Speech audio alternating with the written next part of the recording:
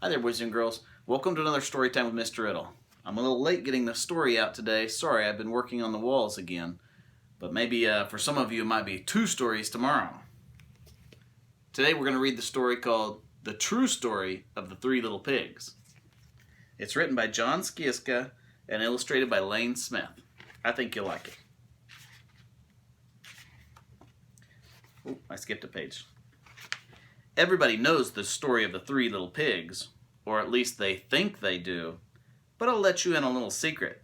No one knows the real story, because no one has heard my side of the story. This book is written from the wolf's point of view. I'm the wolf, Alexander T. Wolf. You can call me Al. I don't know how this whole big bad wolf thing got started, but it's all wrong. Maybe it's because of our diet. Hey, it's not my fault wolves eat cute little animals like bunnies, sheep, and pigs. That's just the way we are. If cheeseburgers were cute, folks would probably think you were big and bad too.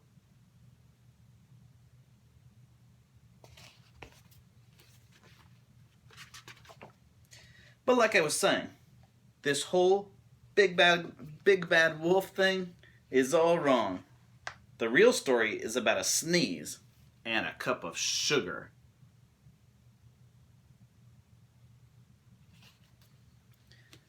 This is the real story. Or so he says. Way back in Once Upon a Time, I was making a birthday cake for my dear old granny. I had a terrible sneezing cold, and I ran out of sugar.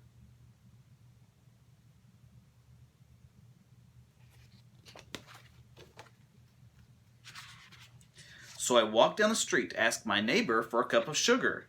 Now this neighbor was a pig, and he wasn't too bright either. He had built his whole house out of straw. Can you believe it? I mean, who in his right mind would build a house of straw?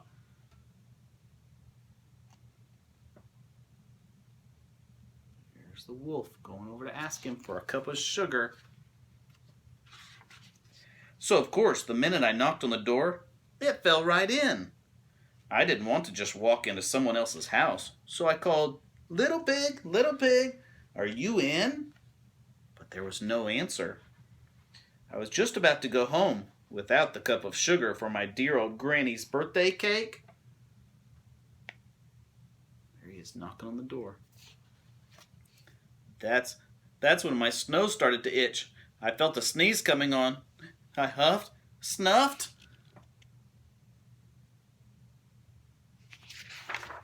Achoo! And I sneezed a great sneeze.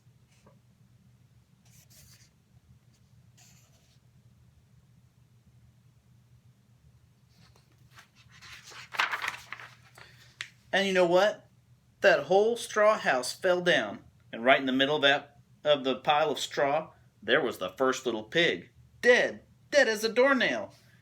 He had been home the whole time.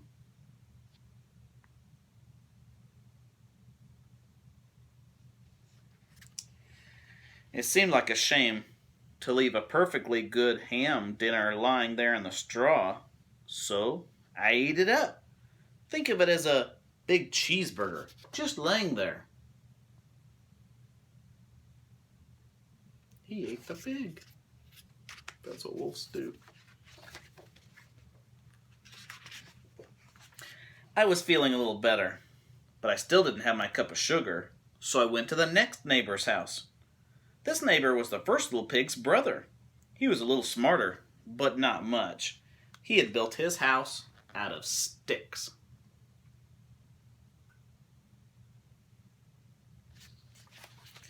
I rang the bell in the stick house, and nobody answered. I called, Mr. Pig, are you in? He yelled back, go away, wolf, you can't come in. I'm shaving the hairs on my chinny chin chin. Little whiskers.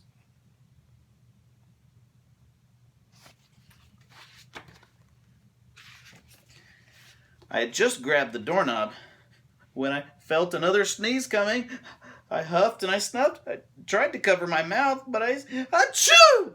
I sneezed with a great big sneeze.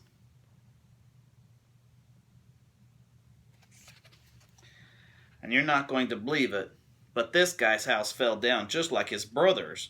And when the dust cleared, there was the second pig, dead as a doornail. Wolf's honor.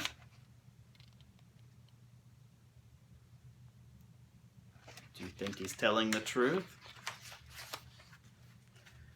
Now, you know food will spoil if you just leave it out in the open, and I did the only thing there was to do. I had dinner again.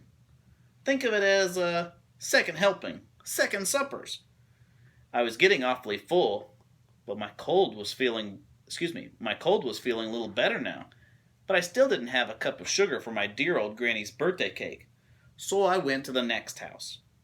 This guy was the first and second little pig's brother. He must have been the brains of the family, 'cause he built his house out of bricks. His belly's getting pretty full. He ate 2 pigs. I knocked on the brick house, and no one answered. I called, "Mr. Pig, Mr. Pig, are you in?" And do you know what that rude little porker answered? "Get out of here, Wolf. Don't bother me."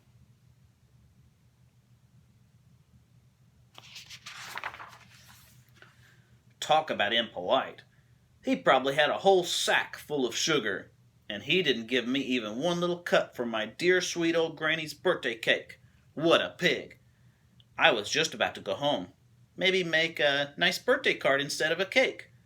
That's when I felt my cold coming on. I huffed and snuffed. I sneezed once again. Achoo! Then the third little pig yelled, "And your old granny can sit on a pin." Like a little tack of nail.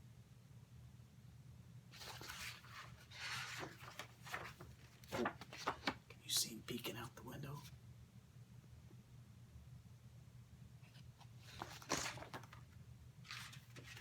Now, I'm usually a pretty calm fellow, but when somebody talks about my granny like that, I go a little crazy. When the cops drove up, of course, I was trying to break down the pig's door, and the whole time I was huffing and puffing and sneezing and making a real big scene. Here come the police officers.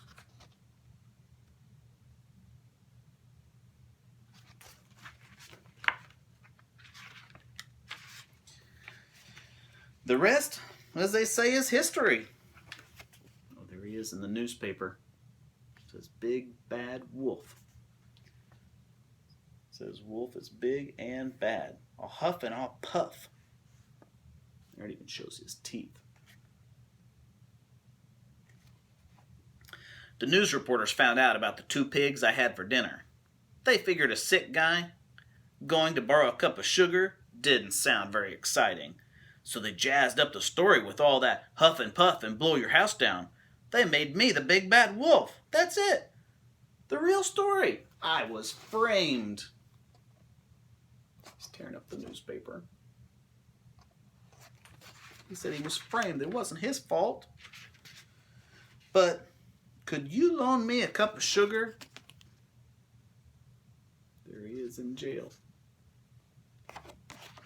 The end. The true story of the 3 little pigs. Do you think that's the real story?